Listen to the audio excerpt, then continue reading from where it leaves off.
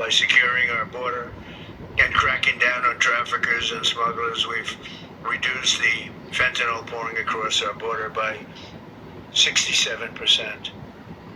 This is in our first year, Give me a little more time, we'll do better.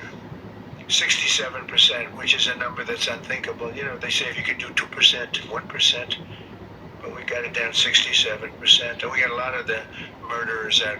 We had 11,888 murderers allowed in our country with this ridiculous open border policy that these eggheads put in.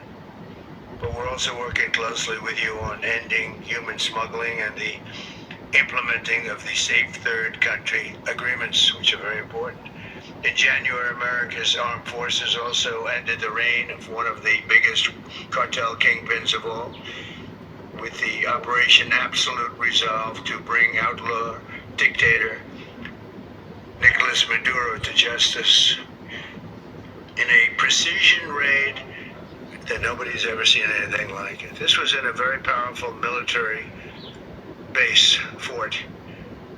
And they went in and they took him out and they got him out. And since that operation, we've been working closely with the new president of Venezuela, Delcy Rodriguez, who's doing a great job. We're taking out tremendous amounts of oil. They're making more money now than they've ever made. We have the big oil companies, and they are making more money. We're getting some. They're getting a lot. They're making more money now than they've ever made in the history of their country. Can you imagine?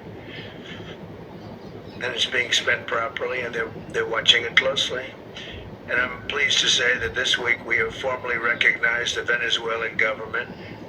We've actually legally recognized them. We have also just reached a historic gold deal. Our two countries to work together to facilitate the sale of Venezuelan gold and other minerals. They have great amounts of gold. They have good land, I tell you, very good land. But they weren't able to take advantage. The system didn't allow them to take advantage of the value of their land. As we achieve a historic transformation in Venezuela, we're also looking forward to the great change that will soon be coming to Cuba. Cuba's at the end of the line. They're very much at the end of the line. They have no money, they have no oil. They have a bad philosophy, they have a bad regime that's been bad for a long time. And they used to get the money from Venezuela, they get the oil from Venezuela.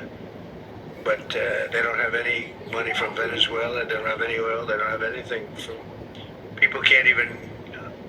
They land in Cuba, they can't get gasoline to fly out, they have to leave their planes behind. And they want to negotiate, and they are negotiating with Marco and myself and some others. And I would think a deal would be made very easily with Cuba. But for 50 years I've been hearing, as a little boy, I'd be hearing about Cuba. Cuba's a disaster.